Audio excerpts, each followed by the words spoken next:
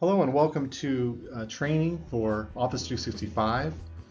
I'm Dave Birchall and I'm a senior engineer here at Aperio-It.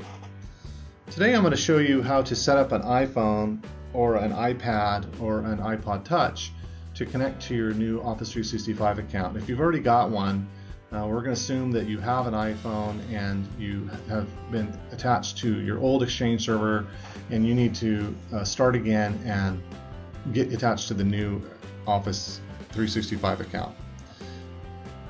Nice thing about this is that there is actually built-in support right in your Office 365 portal.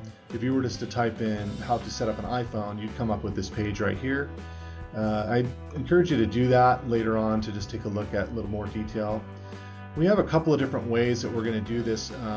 One of the ways that we'll talk about later is how to use Outlook for iOS.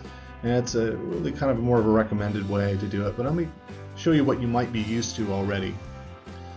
So the first thing you want to do is you want to actually get rid of your old Exchange account that's in your phone.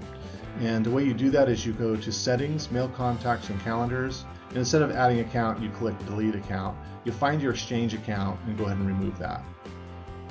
Now go back to that same place in Settings, Mail Contacts and Calendars and click Add Account.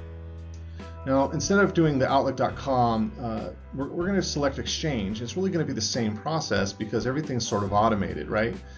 And when you click Exchange, all you're going to have to do is put your email address and your password and give it some sort of description. Office 365. Once you're done, it's going to auto-discover those settings for you and set up your phone. The only thing you have to do is really choose what you want to synchronize.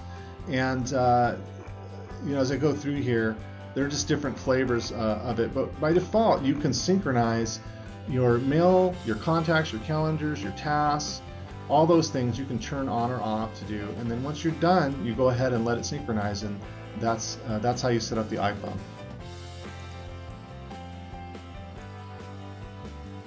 I want to call attention to the fact that if you do connect to an Exchange server through Office 365 and your phone is personal, you will be asked to agree to the fact that the policy of the phone's behavior is controlled by the server. That means if your phone gets lost, if it gets stolen, there are ways in which for us to wipe the phone out completely. So please make sure you back up your phone, make sure you're syncing your personal photos and everything to somewhere else in case your phone does get lost. And if it does, we can send a remote wipe from the Exchange server to do that, and you're agreeing to that because it is a complete wipe. It's not just a reset of your account. And finally, if for some reason your phone doesn't do what we call auto-discover, that means it doesn't fill in the information automatically, you may have to provide some information, especially if it's an older version of iOS. If it asks you for your domain, you're just going to put in your email address in that spot. And if it asks for a mail server, the mail server is outlook.office365.com. Again, that is outlook.office365.com. There are times you do have to provide this information for you to connect.